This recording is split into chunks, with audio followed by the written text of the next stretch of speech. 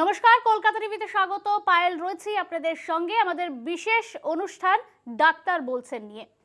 আজ এই অনুষ্ঠানে আমরা যে বিষয় নিয়ে আলোচনা করব, অ্যাসিড রিফ্লাক্স বা বুকে জ্বালা। খুব স্বাভাবিক এই সমস্যা, তবে অন্যান্যদের তুলনায় কিছু মানুষের ক্ষেত্রে এই সমস্যা বেশি প্রভাব ফেলে। অত্যন্ত অস্বস্তিকর এই সমস্যার মূলত যে লক্ষণগুলো দেখা যায়, যার মধ্যে পেট ফুলে যাওয়া রয়েছে, তলপেট ব্যথা করা রয়েছে, বমি বমি ভাব, রাতে ঘুম হয় না। ঠিক এখানেই গার্ড অ্যাওয়ারনেস ইনিশিয়েটিভ প্রোগ্রামে গ্যাস্ট্রোএন্টারোলজিস্টদের মতো বিশেষজ্ঞরাই দীর্ঘস্থায়ী রোগ গার্ড সম্পর্কে সাধারণ মানুষকে শিক্ষিত ও সচেতন করেন। এই বিষয় নিয়েই আমরা আজ যাদের সঙ্গে আলোচনা করব, চলুন তাদের সঙ্গে শুরুতেই পরিচয় করে নিই। আমাদের সঙ্গে রয়েছেন ডক্টর দীপক শাহ। আমি ডক্টর দীপক শাহ। আমি consultant gastroenterologist. আমি attached to ILS Hospital, Howrah, and my personal clinic is at Badabajar near Ganesh office. আমাদের সঙ্গে রয়েছেন doctor Debanik Sarkar. I'm Dr. Debanik Sarkar, and I'm working as a visiting physician in the Department of Gastroenterology at Jagannath Gupta Medical College, Bajbaj, and several other hospitals of Kolkata. My special interest is in esophageal diseases, and I mainly perform endoscopies, colonoscopies, and endoscopic variceal ligation. আমাদের সঙ্গে রয়েছেন doctor Jyotiranjan Mohapatra. I am Dr. Jyotiranjan Mahapatra, consultant gastroenterologist at Peerless Hospital. I have done my MD from PGI, DM gastroenterology from JB Pant Hospital, New Delhi, and MRCP from England. এবং আমাদের সঙ্গে রয়েছেন doctor Tapas Francis বিশ্বাস। নমস্কার, আমি doctor Tapas Francis বিশ্বাস। আমি মেদিনীপুরের সেন্ট জোসেফস হসপিটালে প্র্যাকটিস করি এবং আমি ওখানে একজন সার্জিক্যাল গ্যাস্ট্রোএন্টারোলজিস্ট হিসেবে প্র্যাকটিস করছি। আমি প্রথমেই ডক্টর জ্যোতিরঞ্জন মহাপাত্র আপনার কাছ থেকে জানতে চাইবো, এই গার্ড, এই বিষয়টি কি, এই সমস্যাটি কি? As the name simplifies, GERD means gastroesophageal reflux disease. That means something to do with the esophagus and something to do with reflux, and there has to be a disease. As you know, the food content, the gastric content when goes into the esophagus is called reflux disease. Normally, food pipe is the esophagus and stomach is the পাকস্থলী। আমার যেটা পাকস্থলী থেকে খাবার দেওয়ার মধ্যে যে রিগারজিটেশন হয়, ফুড গুলো অ্যাসিড গুলো রিগারজিটেশন হয়, that can cause acidity, heartburn and other things. বেশ, ডক্টর মহাপাত্র, আমি আরো একটি বিষয় আপনার কাছ থেকে জানতে চাইবো, গার্ড হলে সাধারণত মানুষের মধ্যে কি কি লক্ষণ দেখা যায়? I think 4 or 5 cardinal symptoms are there. One most important thing is the heartburn. বুকে জ্বালা হচ্ছে, that's the most important symptom. Second is you can have regurgitation, something food is coming through your mouth from the stomach, and there could be upper abdominal pain or burning sensation. There could be swallowing difficulty, which we call as a dysphagia. And fifth one is you may feel something in the throat. It's called a globus sensation, or something stuck to the throat is a feeling. So these 5 things could be there in GERD. বেশ, এবার আমি doctor Debanik সরকার আপনার কাছ থেকে জানতে চাইবো, একজন রোগী কিভাবে বুঝবেন যে তিনি এই রোগ অর্থাৎ গার্ডে আক্রান্ত হয়েছেন? The main symptoms of gastroesophageal reflux disease are divided into 2 categories. One is esophageal and one is extraesophageal. Esophageal symptoms of GERD are heartburn, which is a burning sensation in the lower chest and the upper abdomen, which is exacerbated by heavy meals, wakes the patient up from sleep, does not allow the patient to sleep. Then there is regurgitation, which is the sensation of food coming from the stomach to the esophagus, and it is also exacerbated by heavy meals. Together, heartburn and regurgitation account for 49% of the symptoms of gastroesophageal reflux disease. Then we have dysphagia, accounting for 30% of the symptoms. This is usually dysphagia to solids occurring in the elderly usually, and chronic NSAID, that is non-steroid anti-inflammatory drug users. Other esophageal symptoms include odynophagia, burp, hiccup, nausea, and vomiting. As far as extraesophageal symptoms are concerned, they include chest pain, which often mimics a heart attack and is also exacerbated by heavy meals. Then we have the sleep deprivation, lung issues like that of chronic cough, and exacerbation of COPD and asthma as a result of this overlap of GERD and asthma, that is in concomitant symptoms. And also ENT issues like continuous clearing of the throat, the feeling of food stuck in the throat, which in medical terms we call globus, as well as the laryngeal inflammation leading to hoarseness of voice that is occurring as a result of long-term GERD. আমি আরো একটি বিষয় বা আরো একটি প্রশ্ন আপনার কাছ থেকে জানতে চাইবো, এই রোগ এড়িয়ে চলার জন্য রোগীদের কি কি খাবার বা পানীয় খাওয়া উচিত নয়? The principal food items which one needs to avoid in order to prevent the episodes of reflux are chocolate, caffeine, carbonated drinks, citrus fruits, food which are considered as junk food like pizza, burger, etc., chilies, tomato sauce, etc. Doctor Deepak Shah, আপনার কাছে আমার আরো একটি প্রশ্ন আছে। সাধারণ স্বাস্থ্যে গার্ডের ক্ষেত্রে কি ভূমিকা পালন করে? যেমন আমরা অনেক সময় দেখি অতিরিক্ত ওজন হয়ে যায়, ডায়াবেটিস দেখা যায়, রক্তচাপ বৃদ্ধি পায়, উচ্চ কোলেস্টেরল হয়, এই বিষয়টি যদি একটু বলেন। ডেফিনেটলি গার্ডে হেলথে আর ভ্যারিয়াস হেলথের প্রোডাক্টসে খুব বড় রোল আছে। Obesity, high cholesterol, blood pressure একটা রোল প্লে করে।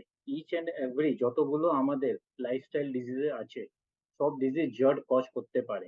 এর মধ্যে ওবেসিটি একটা ফ্যাক্টর আছে, যেটা দিয়ে ডায়াবেটিসও হতে পারে, হাই কোলেস্ট্রলও হতে পারে, হাই ব্লাড প্রেশারও হতে পারে। ওবেসিটির জন্যেই আর পেটে যে অ্যাসিড ফর্মেশন হয়, ওই অ্যাসিডটা উঠে আসতে পারে towards the heart, and this causes GERD. ওবেসিটির জন্যে একটা ভ্যালভ হয়, ওই ভ্যালভটা ইসোফেগাস আর স্টমাকের মাঝখানে থাকে। ওই ভ্যালভটা একটু কমজোর হলে আর ওবেসিটিতে অ্যাসিড ফর্মেশন হয়ে আর জার্ডের জন্য এটা হতে পারে। আমাদের ওবেসিটি কন্ট্রোল করা সবসময় উচিত, অ্যান্ড ওবেসিটি যত তাড়াতাড়ি কন্ট্রোল করা যায় তত তাড়াতাড়ি জার্ডের উপরে বিজয় পাওয়া যাবে। আমি ডক্টর তাপস ফ্রান্সিস বিশ্বাসের কাছে আসব। ডাক্তারবাবু, আপনার কাছে আমার প্রশ্ন, গার্ড কি নিজে থেকেই নিরাময় হয় বা নিজে থেকেই নিরাময় হওয়া কি সম্ভব এই সমস্যার? গার্ড সহজেই নিজে থেকেই যায় না। গার্ড হচ্ছে গ্যাস্ট্রো ইসোফেজিয়াল রিফ্লাক্স ডিজিজ এবং এটা খুবই সিরিয়াস একটা সমস্যা হতে পারে এবং নিজে থেকে চলে যায় না।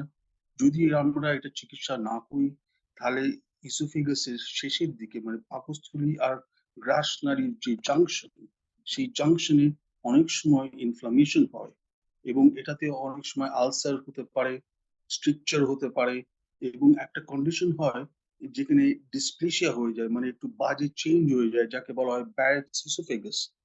এবং এই ব্যারেটস ইসোফেগাস হচ্ছে ইসোফেজিয়াল ক্যান্সার হবার একটা আগের স্টেজ এবং তাই জন্য গার্ড কখনো নিজে থেকে যায় না, এটা চিকিৎসা করতে হবে। বেশ, এবার আমি ডক্টর মহাপাত্র অর্থাৎ জ্যোতিরঞ্জন মহাপাত্র আপনার কাছ থেকে জানতে চাই, আপনি গার্ড রোগীদের জন্য কি ধরনের লাইফস্টাইল চেঞ্জ বা জীবনধারার পরিবর্তনের পরামর্শ দেন? Lifestyle modification is the vastly important. It is a major thing in the therapy. Apart from medicine, one is your losing weight. If you are overweight, you have to lose your weight. You have to take your dinner at least 2 to 3 hours before you go to bed. And third thing is, apart from weight and going to the bed, other things you have to avoid alcohol, you have to avoid smoking, you have to avoid certain foods and fruits like citrus fruits you have to avoid. So lifestyle modification is the key role in GERD management. So eventually you have to raise the head end of bed, because if you get nighttime reflux, you have to raise the head end of bed by 6 to 8 inch, means 15 to 20 centimeter height, not by increasing the pillow height. You have to make the bed slanting. You put some brick on the head end of the bed so that the bed becomes slanting. You don't get nighttime reflux. Not only that, you can have your sleeping in the left lateral position instead of right lateral. If you have a left lateral recumbency, that means reflux symptoms are less with this position. Doctor বিশ্বাস, আপনার কাছে আমার আরো একটি প্রশ্ন আছে, কাদের মধ্যে এই সমস্যার সম্ভাবনা বেশি থাকে সেই বিষয়ে যদি একটু বলেন। গার্ড অনেক কটা ফ্যাক্টরের উপর নির্ভর করছে। যেমন ডায়েট আর লাইফস্টাইল চয়েসেস, কেমন খাদ্য আমরা ব্যবহার করি এবং আমাদের লাইফস্টাইল কেমন, জীবনযাপন আমরা কেমন করছি সেটার উপর নির্ভর করছে। যারা প্রচুর ফ্যাট জাতীয় খাবার খায় বা যেগুলো স্পাইসি বা যেগুলোতে অ্যাসিড বেশি আছে বা অনেক সময় ফিজি ড্রিঙ্কস যেগুলো আমরা যারা বেশি খায় এবং যারা অতিরিক্ত খেয়ে ফেলে তাদের গার্ড বেশি হবার সম্ভাবনা।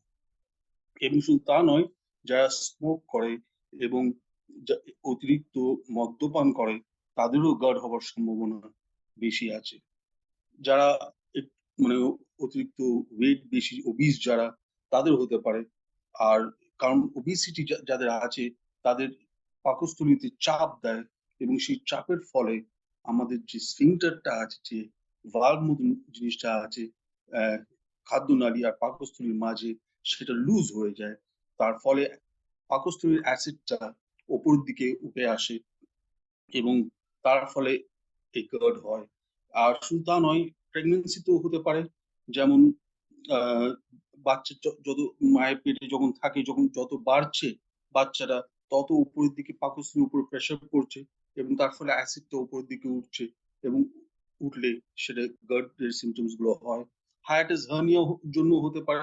হায়াটাস হার্নিয়া হচ্ছে আমাদের যে থোরাক্স মানে ছাতি এবং অ্যাবডোমেনের মাঝে একটা পর্দা, সেই পর্দা দিয়ে অনেক সময় কি হয়, আমাদের পাকস্থলীটা বা আমাদের খাদ্যনালীর একটা অংশ ওই পর্দার ভিতর দিয়ে ঢুকে আমাদের চেস্টে ছাতিতে চলে আসতে পারে এবং সেটার জন্য গার্ড হতে পারে।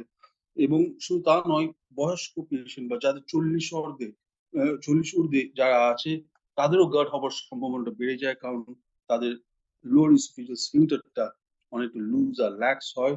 আর যাদের ফ্যামিলি হিস্ট্রি আছে গার্ড, তাদের চান্সেস বেশি হয়, যাদের পরিবারের মধ্যে এটা রান করে। আবার অনেক সময় অনেক মেডিকেল কন্ডিশন আছে, যেমন কানেকটিভ টিস্যু ডিসঅর্ডার। আর যাদের গ্যাস্ট্রোপ্যারেসিস মানে আমাদের পাকস্থলীটা স্ট্রাইকে চলে যায় এবং পাকস্থলীর যে নর্মাল মুভমেন্ট হয়, সেই মুভমেন্টটা যখন হয় না, তখন কি হয়, খাদ্যটা পাকস্থলীর মধ্যেই রয়ে যায় এবং আমাদের পাকস্থলীটা খালি হয় না। তার ফলে কি হচ্ছে, অ্যাসিড উপরের দিকে উঠতে পারে এবং তার ফলে গার্ড হতে পারে। বেশ, ডক্টর জ্যোতি রঞ্জন মহাপাত্র, আমি আপনার কাছ থেকে জানতে চাই গাট চিকিৎসার জন্য কি কি পদ্ধতি রয়েছে সেই বিষয়ে যদি একটু জানান। Treatment, basically you have to have a induction, means initial healing of the esophagus, and secondly you have to put a maintenance treatment of esophagitis. So healing could be a medical therapy, because most vast often or majority what we do is we give some PPI, proton pump inhibitor, because S2 receptor antagonists are not very good because that is a tachyphylaxis with this. So you have to use a proton pump inhibitor. This is the medical treatment. Whom we think that medical treatment is going to be longer, there what we suggest is there's some endoscopic therapy or could be a surgical therapy. Those who have got a hiatus hernia, large hiatus hernia, there is something called surgical therapy like Nissen fundoplication. Apart from this, we have to have certain foods. For example, you have to avoid chocolates, you have to avoid cola drinks, you have to avoid caffeine, and certain fruits like citrus fruits, tomatoes, etc. has to be avoided if you are getting a reflux symptom. There is some surgical treatment like Link's procedure, where surgically or laparoscopically they put something in the lower end to tighten the sphincter. Endoscopically, we have two. One is a strata procedure, other one is arms and arma, anti-reflux mucosectomy, anti-reflux mucosal ablation by APC probe. So apart from the medical treatment, whom we think that there is a long-term treatment is going to be needed and patient is young, we don't want to give 40 years, 50 years PPI. We consider endoscopic or surgical treatment like fundoplication in these patients. Doctor Shah, আমি আপনার কাছ থেকে আরো একটি বিষয় জানতে চাই, গভীর রাতের খাবার কি রিফ্লাক্সকে উদ্দীপিত করে? এটা একটা খুব ভালো কোয়েশ্চেন। লোকদের একটা কমন ধারণা আছে কি আমরা তো রাতে খাবো, আমাদের কোনো অসুবিধা হবে না। আমরা এটা কিন্তু একটা লাইফস্টাইলে সবার দেখি কি ওরা রাতে কাজ থেকে লেট করে ফেরে, তারপরে রাতে খায়, খেয়ে সঙ্গে সঙ্গে শুয়ে পড়ে। লোকগুলো রাত্রি 10টা 11টায় খাচ্ছে। পেশেন্ট যারা আমার কাছে আসে ওরা বলে কি আমরা কাজের জন্যে আর যখন আমরা বাড়ি ফিরি, বাড়ি ফিরতে ফিরতে ৯টা-১০টা বাজে। তারপরে একটু রেস্ট করে, চান করে সব রেডি হয়ে আমরা রাত্রি ১২টা-১টার সময় একটা ডিনার করি। আর তারপরে সঙ্গে সঙ্গে ঘুমিয়ে পড়ি। যত রাতে দেরে খাবে, অত কিন্তু এই খাবারটা ডাইজেস্ট হওয়ার সময় কম পাবে। সঙ্গে সঙ্গে শুয়ে পড়লে পেটে একটা অ্যাসিড ফর্মেশন হয় খাওয়ার পরে। আর এই অ্যাসিডটা কিন্তু উঠে আসে এবার। এই অ্যাসিডটা উপরে উঠে এলে আর জার্ডে প্রবলেমটা হয়। খাওয়ার মিনিমাম শোয়ার ২ ঘন্টা আগে খাওয়া উচিত। লেস স্পাইসি খাওয়া উচিত। যত কম খাওয়া উচিত যতটা বডির দরকার। কেন বডি খাওয়ার পরে রাত্রি খাওয়ার পরে একটা রেস্ট ফেজে চলে যায়। তো মিনিমাম শোয়ার ২ ঘন্টা আগে খাওয়া উচিত। একটু লেস স্পাইসি খাওয়া উচিত অ্যান্ড মিনিমাম ২ ঘন্টা বসা উচিত আফটার নাইট ডিনার। আর তারপরে ঘুমানো উচিত। এটা দিয়ে জার্ডে ভালো প্রিভেনশন করা যায়। ডক্টর বিশ্বাস, স্নায়বিক দুর্বলতা বা নার্ভাসনেস রিফ্লাক্সের কি একটি অন্যতম কারণ? নার্ভাসনেস, শুধু নার্ভাসনেস কিন্তু রিফ্লাক্স ডিজিজের মানে কারণ নয়। এটা নার্ভাসনেস যাদের আছে তাদের এটা বাড়াতে পারে বা ওর সমস্যাটাকে আরো অতিরিক্ত করতে পারে। কিন্তু স্ট্রেস আর অ্যাংজাইটি, এই যাদের স্ট্রেস আছে, যাদের অ্যাংজাইটি আছে, তাদের শারীরিক চেঞ্জ আসতে পারে এবং তাতে অ্যাসিড রিফ্লাক্সটা বাড়তে পারে। এবং তাই জন্য খুবই ইম্পর্টেন্ট স্ট্রেস এবং অ্যাংজাইটিটাকে কমানো এবং লাইফস্টাইল মডিফিকেশন করা এবং একটা হেলদি লাইফস্টাইল লিড করাটা খুবই ইম্পর্টেন্ট, স্পেশালি এই রিফ্লাক্স সিমটম যাদের আছে। ডক্টর সরকার, আমি আপনার থেকে যে বিষয়টি জানতে চাইবো, রোগ নির্ণয় না হলে বা অনিয়ন্ত্রিত গার্ড হলে সেক্ষেত্রে কি খাদ্যনালীতে জটিল ক্যান্সার হতে পারে? এই সম্ভাবনা কি রয়েছে? Yes, this is absolutely true. Undiagnosed or unmanaged GERD over a period of time can get converted into esophageal cancer, which is one of the most dangerous and life-threatening cancers. Therefore, it is very essential that the patient gets a physician consultation in the right time in order to help in diagnosis as well as proper management. আমি আবারও doctor Deepak Shah, আমি আপনার থেকে জানতে চাইবো guard সম্পর্কে myth এবং তথ্য কি রয়েছে সেইগুলি যদি জানান আমাদেরকে। দেখো কতগুলো মিথ অ্যান্ড ফ্যাক্ট আছে অ্যাবাউট জার্ড, যা কি ক্লিয়ার করা দরকার। প্রথম মিথ হচ্ছে লোকগুলো ভাবে কি জার্ড দিয়ে আমার কিছু হবে না। না, জার্ড খুব লাইফস্টাইলকে এফেক্ট করে। অ্যাসিডটা উপরে উঠে আসে, অ্যাসিডটা বুকে উঠে এলে একটা হার্ট বার্ন, একটা জ্বালা ভাব সবসময় থাকে। ওই জ্বালা ভাব উঠে আর গলা একটু আটকে আটকে লেগে থাকে। এর জন্যে পেশেন্টের খাবারটা এফেক্ট করে। পেশেন্টরা কম খেতে চায়, কি খেলেই আমাদের বাড়বে। কম খেলে পেশেন্ট একটা অ্যাংজাইটিও আসে। অনেকক্ষণ খালি পেট থাকলে অ্যাংজাইটি এলে আর ওয়ার্কের উপরে এটা এফেক্ট করে। লোকগুলোর কাজ করার প্রগতিটা কমে যায় আর লাইফস্টাইল একটু এফেক্টেড হয়। সেকেন্ড মিথ আছে অ্যাবাউট জার্ড, কি জার্ডে আর অ্যাসিড বেশি হলে জার্ড হয়। না, এটা একটা ভুল ধারণা। অ্যাসিড সিক্রিশন জার্ডে একই থাকে। এই অ্যাসিডটা উপরে উঠে আসে, বুকের মধ্যে উপরে উঠে এসে জার্ড বা গ্যাস্ট্রিক রিফ্লাক্স বলে। এই অ্যাসিডটা উপরে উঠে আসে কেন কি যে ভ্যালভটা থাকে ওই ভ্যালভটা উইক হলে অ্যাসিড উপরে উঠে আসে।